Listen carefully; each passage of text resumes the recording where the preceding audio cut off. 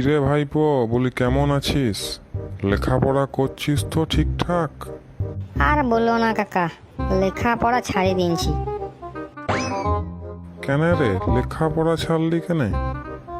আর বললো না, প্রথমে প্রাইমারি, তারপর আপার প্রাইমারি, তারপর মারামারি করে প্রায় মাধ্যমিকটা মারেই দিয়েছিলাম, কিন্তু পরীক্ষা দিবার আগেই পড়াটা ছাড়ে দিলাম। কেন ছাড়লি কেন? কেন মানে মাস্টারদের কথাবার্তা শুনে আমি কনফিউজ হয়ে গেলাম। কেন কেন মাস্টার আবার কি করলো? কি করলো মানে, এক একটা মাস্টার একই জিনিসেরই অন্য অন্য নাম বলছে। জিনিস একটাই, এই মাস্টার বলছে ইটোর মানে এই, ওই মাস্টার বলছে ইটোর মানে ওই, সেই মাস্টার বলছে ইটোর মানে সেই। খুব ইন্টারেস্টিং ব্যাপার যে রে। তো কি জিনিসের মানে বলছে ভাইপো মাস্টারগুলা? মনে করো শব্দটা হচ্ছে সেল। সেদিন ফার্স্ট পিরিয়ডে বাংলার মাস্টার লক্ষণের শক্তিশাল পড়াইছিল, তখন বললে সেল মানে আঘাত।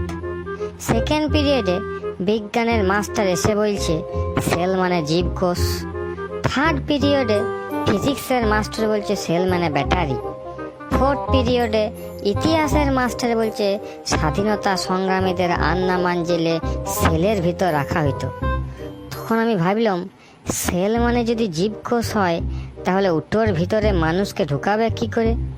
আর পদার্থ মাস্টারের কথায় যদি সেল মানে যদি ব্যাটারি হয়, তাহলে ওয়ার ভিতরেই বা আসামিটা কি করে ঢুকবে?